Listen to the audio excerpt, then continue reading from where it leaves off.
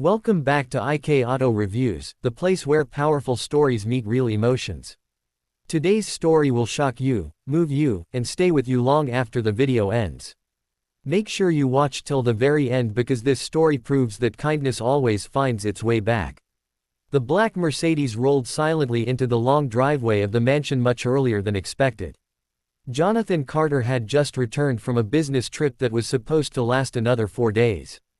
The billion-dollar deal he had been negotiating in London wrapped up faster than anyone imagined. Jonathan wanted to surprise his wife, Evelyn, and his adoptive mother, Grace, with an early return. Jonathan was a self-made billionaire, known across the country for his intelligence, generosity, and discipline. But very few people knew the truth about where he came from. He had grown up in foster care until the age of 10, when a kind black woman named Grace Thompson adopted him. She was a school janitor who barely earned enough to survive, yet she gave Jonathan love, protection, and a future when no one else did. Grace taught Jonathan everything that mattered: respect, honesty, gratitude, compassion. Without her, there would be no Jonathan Carter. When Jonathan became successful, he made sure Grace never had to worry about money again. He built her a room in his mansion and insisted she live with him and his wife. To him, Grace wasn't just family. She was the reason he was alive. As Jonathan stepped out of the car, he smiled, imagining Grace's warm hug and Evelyn's surprised face. But the moment he entered the house, something felt wrong. There was shouting. Not joyful shouting, not laughter, angry shouting. Jonathan froze. He followed the sound toward the living room, his heart starting to pound. And then he saw it. Grace was standing near the window, her shoulders trembling, clutching a small cloth bag in her hands. Tears streamed down her face. In front of her stood Evelyn. And Evelyn was furious. "I told you not to touch anything in this house," Evelyn yelled. "You are not the owner here. You are nothing but a charity case Jonathan dragged into my home." Grace's voice was barely audible. "I'm sorry, I only wanted to clean the shelf." The photo almost fell. Evelyn laughed cruelly. "You don't belong here. I was kind enough to let you stay. Now pack your things and get out." Jonathan felt his chest tighten. Grace looked down at the floor. "Where will I go?" "That's not my problem," Evelyn snapped.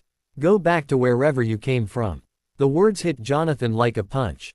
He stepped forward. "Evelyn." Her face turned pale. Jonathan's voice was calm, but there was a quiet fury beneath it. "What is going on here?" Evelyn immediately forced a smile. "Jonathan, you're home early. I was just explaining some house rules to Grace."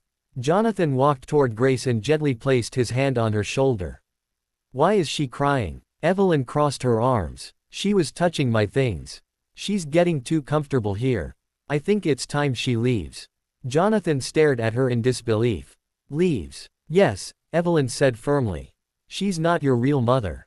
This is our home." Silence filled the room. Jonathan slowly turned to Grace. "Did you do something wrong?" Grace shook her head. "I was dusting the shelf. I almost dropped your childhood photo. I was scared it might break." Jonathan picked up the framed photo nearby. It was an old picture of him and Grace from years ago, standing in front of a small apartment, smiling like they owned the world. He looked at it for a moment. Then he looked back at Evelyn. "You want her to leave," he said quietly.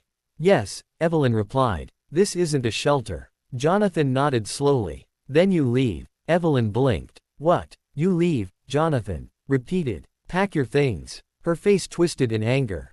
"You can't be serious. You're choosing her over me." Jonathan looked her straight in the eyes. "She chose me when no one else did." Evelyn laughed bitterly. "She's manipulating you. You owe her nothing." Jonathan's voice dropped. "I owe her everything." Grace gasped. "Jonathan, please, I don't want to cause trouble." Jonathan turned to her gently. "You could never be trouble to me." Then he faced Evelyn again. "You humiliated the woman who saved my life. You disrespected my family in my own home. I don't know who you've become, but it's not someone I recognize anymore." Evelyn's voice shook. "You'll regret this." Jonathan shook his head. "No. I regret marrying someone who doesn't understand gratitude or kindness." Security was called. Within an hour, Evelyn's bags were packed. She walked out of the mansion without looking back. Grace stood frozen, tears still in her eyes. "I never wanted to be the reason your marriage ends," she whispered. Jonathan hugged her tightly. You are the reason my life began. Grace cried into his shoulder. That night, Jonathan sat with Grace in the kitchen, just like they used to when he was a child. He made her tea. They talked. They laughed softly. For the first time in years, Jonathan realized something. His mansion had felt empty even when it was full. Now, it felt like home again. Weeks later, news spread that Jonathan and Evelyn were officially divorced. The media speculated wildly, but Jonathan never spoke publicly about it. Instead, he did something else. He launched a foundation in Grace's name.